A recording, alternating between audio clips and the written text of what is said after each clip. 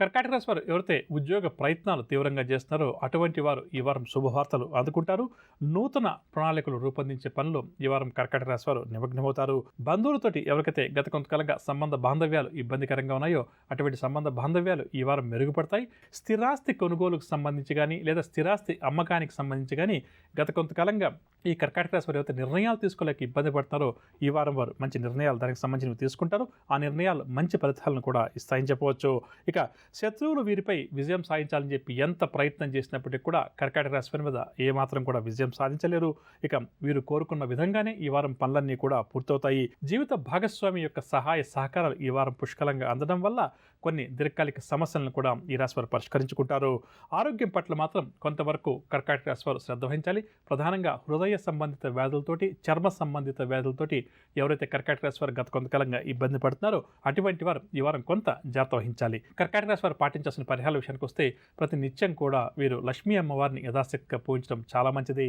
ముఖ్యమైన నిర్ణయాలను తీసుకోవాలి లేదా ముఖ్యమైన పనులు ఏదైనా ప్రారంభం చేయాలి ఈ వారంలో అని చెప్పి కర్కాటక రాశి ఎవరైతే అనుకుంటారో అటువంటి వారు ఆంజనేయ స్వామి వారికి తమలపాకులతోటి పూజ చేయించి నిర్ణయాలు తీసుకోవడం వల్ల మరింత మేలు కలుగుతుందని చెప్పవచ్చు. తదుపరి సింహరాశి.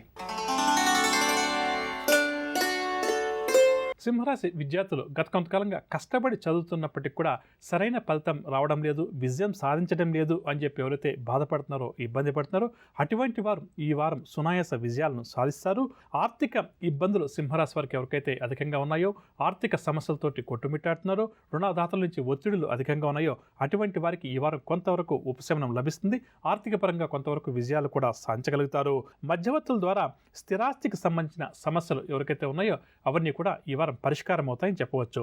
ఇక సింహరాశి వారు మాత్రం ఈ వారం ఆరోగ్యం పట్ల ఎంత శ్రద్ధ వహిస్తే ఎంత మంచిది.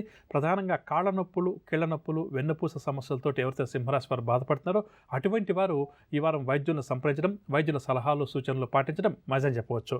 ఇక సింహరాశి వారు పాటించాల్సిన పరిహారాల విషయానికి వస్తే ప్రతినిత్యం ఆదిత్య హృదయ స్తోత్రాన్ని ఈ వారం అంతా కూడా పఠించడం, ముఖ్యమైన నిర్ణయాలు ఏదైనా తీసుకోవాలి లేదా ముఖ్యమైన పనులు ఏదైనా ప్రారంభం చేయాలి అని చెప్పి సింహరాశి వారు ఎవరైతే అనుకుంటారో అటువంటి వారు ఆంజనేయ స్వామి వారికి సింధూర పూజ చేయించి ఆ తర్వాత నిర్ణయాలు తీసుకోవడం మంచిదని చెప్పవచ్చు.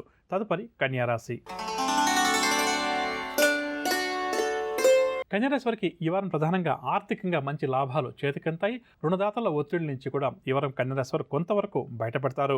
విద్యార్థులు చాలా కష్టపడి ఎవరైతే చదువుతున్నారో అటువంటి వారికి ఈ వారం ఫలితాలు ఏవైతే వెలువడతాయో అవి కొంతవరకు పర్వాలేదు అనిపించే విధంగా మాత్రమే ఉంటాయి. ఏ పని చేయడానికి వీరు మనస్సు అంగీకరించకపోవడం లేదంటే శరీరం సహకరించకపోవడం వల్ల కొన్ని మంచి అవకాశాలను కూడా కన్యారాశి వారు చేజార్చుకుంటారు. కావున సాధ్యమైనంత వరకు కూడా శారీరక సమస్యలకు సంబంధించి కానీ మానసిక సంబంధించిన సమస్యలు కానీ ఎవరికైతే ఉన్నాయో అటువంటి వారు కొంతవరకు వాటి నుంచి బయటపడే ప్రయత్నం చేయాలి. లేకపోతే జీవితంలో కొంతవరకు అమూల్యమైనటువంటి వాటిని చేజార్చుకునేటువంటి పరిస్థితి కూడా కనిపిస్తుంది. ఇక శత్రువుల నుంచి అనుకోకుండా కన్యారాశి వారికి కొన్ని సవాళ్లు కూడా ఎదురవుతాయి. కావున శత్రువుల పట్ల కూడా కొంతవరకు ఓ కన్నేసి ఉంచడం చాలా మంచిది. జీవిత భాగస్వామితోటి అనవసరంగా వాద ప్రతివాదనలు ఏర్పడే అవకాశం ఉంది. కావున జీవిత భాగస్వామితోటి కానీ లేదా కుటుంబ సభ్యులతోటి కానీ సంభాషణ చేసేటప్పుడు కన్యారాశి వారు ఎంత జాగ్రత్త వహిస్తే అంత మంచిదని చెప్పవచ్చు. కన్యారాశి ఉద్యోగ వర్గాల వారికి కూడా వారి సహచరులతో కానీ పై అధికారులతో కానీ మాట పట్టింపులు ఏర్పడే అవకాశం ఉంది. వారు కూడా కొంత జాగ్రత్త వహించడం చాలా మంచిది. ఇక కన్యారాశి వారు పాటించాల్సిన పరిహారాల విషయానికి వస్తే ప్రతినిత్యం హనుమాన్ చాలీసా స్తోత్రాన్ని పఠించడం, ఆంజనేయ స్వామి వారిని ఈ వారం అంతా కూడా పూజించడం ఈ రాశి వారికి అన్ని విధాలా కూడా మంచిదని చెప్పవచ్చు. అమ్మ, అలాంటి వాళ్ళది నిజమైన ప్రేమ కాదు, అది వ్యామోహం. ఎగ్జాక్ట్లీ చిన్నత్త, నిజంగా ప్రేమించుకున్న వాళ్ళు అలా చేయరు.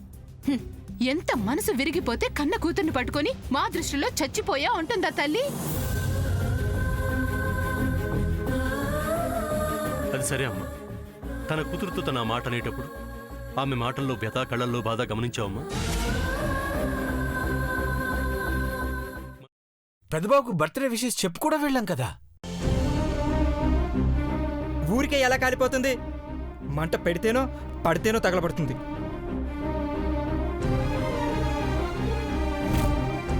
కరెక్ట్ చిన్నబాబు, నీకొచ్చినట్టే నాకు డౌట్ వచ్చింది. పార్వతే షర్టును తగలబెట్టిందనుకుంటా.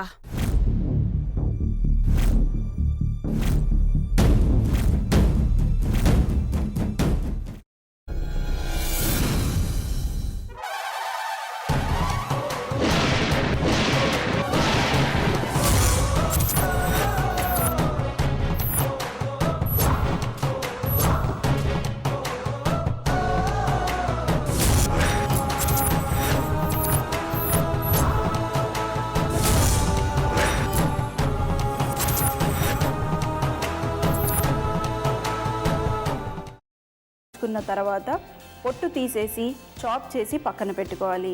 ఒక ప్యాన్లో కొద్దిగా నూనె వేడి చేసి అందులో ఆవాలు, మినప్పప్పు, శనగపప్పు, కరివేపాకు, సన్నగా తరిగి పెట్టుకున్న ఉల్లిపాయలు వేసుకుని 1 నిమిషం పాటు వేయించుకోవాలి. ఆ తర్వాత కాల్చి కట్ చేసి పెట్టుకున్న వంకాయని కూడా అందులో వేసుకుని బాగా మిక్స్ చేసి బౌల్లోకి ట్రాన్స్ఫర్ చేసుకుని అందులో తగినంత చిక్కటి పెరుగు లేదా పల్చటి పెరుగు వేసుకుని మిక్స్ చేసి అన్నంతో కానివ్వండి, చపాతీతో కానివ్వండి సర్వ్ చేసినా చాలా బాగుంటుంది.